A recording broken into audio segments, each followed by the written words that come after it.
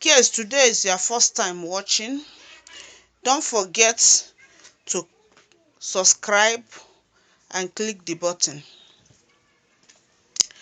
Today video, I want to talk about what is going on in Nigeria concern these headsmen, these Flani headsmen. Though, I'm gonna put the video for you to join me and watch.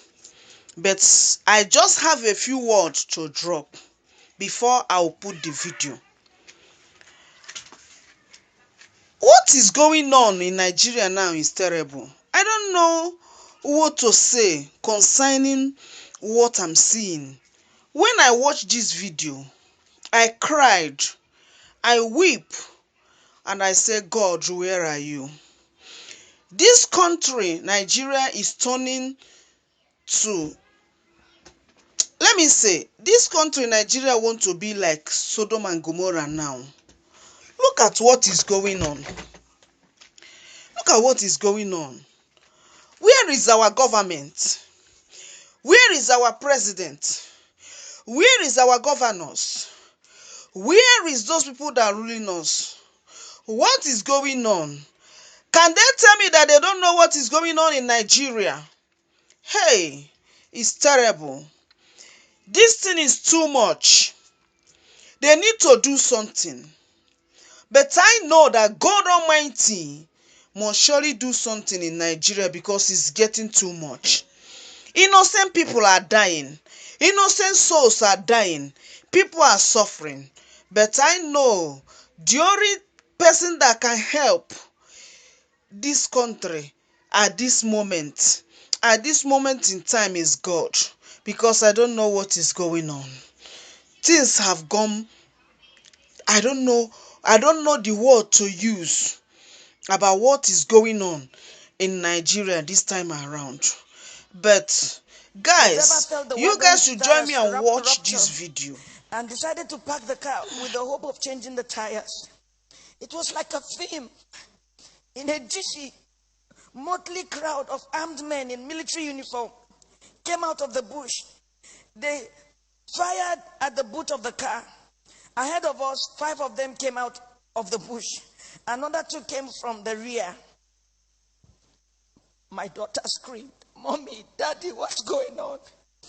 There was no time to say a word. They marched us through into the bush, firing into the sky.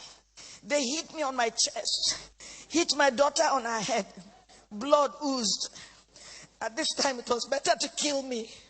I shouted at one of the armed men. His response was hell.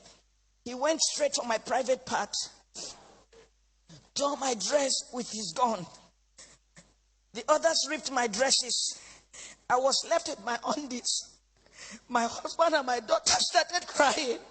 2 of them dug their teeth into my breast. While attending a secondary school in Adamawa, I had lived with some Flani, so I understood a few Flani words. I started pleading, at least for my daughter. To my shock, at gunpoint, they removed the dress of my little girl. One of them carried her on his head as a baby, on his head as my baby struggled, shouting, "Daddy, Mommy, what's going on? Help me!" I could not help myself. We marched for 9 hours. I was half naked. My daughter was totally naked. Her tears was like a stream of blood on her cheeks. Our phones had been seized. We ended up in an ungoverned region in the thick of the forest. We met a well-organized group. There were some kidnapped victims. I saw 2 women, 2 ladies and 3 men. There were some people with their legs chained to trees. They were as if half dead.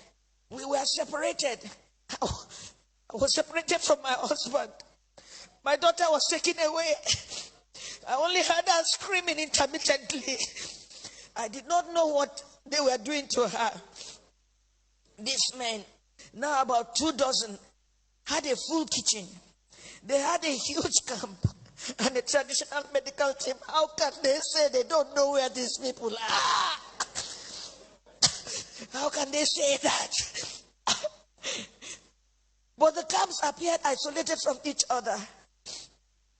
We heard noises afar, indicating it might be nuclear settlements of camps. Right in my presence, I saw them pack the remains of a woman. They took her and buried her a few meters away from us. She had tribal marks. I cannot describe the agony of 6 days in captivity in this little piece. I cannot talk about how they asked my husband to choose between myself being raped or his daughter being raped. My husband broke down in uncontrollable tears. One of them hit him saying, "Yoruba bastard, you they cry, idiot." They now gave him an option that he should be raped by one homosexual among them. My husband, a devout Muslim. My husband is a devout Muslim. He told them that homosexual and rape of any kind was against Islam. They hit him with the butt of AK-47. What do you know about Islam?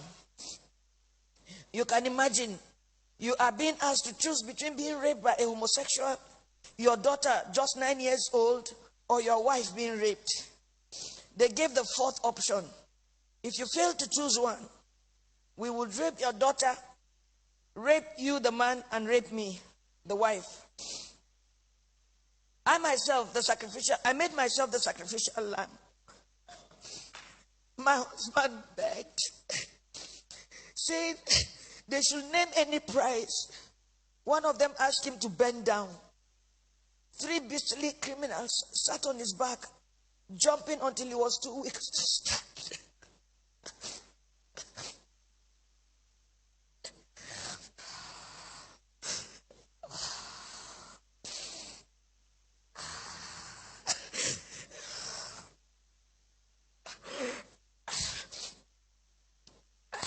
I was not allowed to put on any additional clothes. Imagine they rape you all night and they stop you from putting on any clothes for 24 hours. The rain fell once. I became a relic at a sexual museum for the armed men, who in turn addressed me and asked questions about my financial standing. New Flani men joined the camp. They organized military training for the new Flani men that came, teaching them how to shoot and walk through circles of glowing fire. They were not released until after 6 days. We were not released until after 6 days. We had to walk the same zigzag journey back to the main road, our eyes blindfolded. During the negotiation to pay, they said the money was not for them alone, that they had to settle those who sent them. For me, I see a thriving organized crime supported by powerful political interests. Now, I do not think we were released to freedom after paying a whopping 8 million naira. I do not think we can ever be free. We can never be free from the anguish, the psychological trauma, the nightmares we suffered, the occasional fits of my daughter, her waking up at night behaving strangely, her asking the same question over and over, Mommy, why? And I do not have an answer. In my life, I have never passed through a torture chamber like this. I do not think any society should let this happen. I do not know the fate of those we met and about 7 other people brought during the 6 days we were in captivity. What I saw was a nation that has collapsed, but pretends she lives. A people on life support. Crime is not restricted to Fulani people alone. We have Yoruba criminals, but I don't think Yoruba criminals are this beastly. These elements are savages. I can't imagine Yoruba thieves going to Sokoto or Meduguri to kidnap Fulani people and keep them in their own bushes. It gives me mental torture that this is happening, and some people are even trying to justify or look for excuses. Well, as a devout Muslim.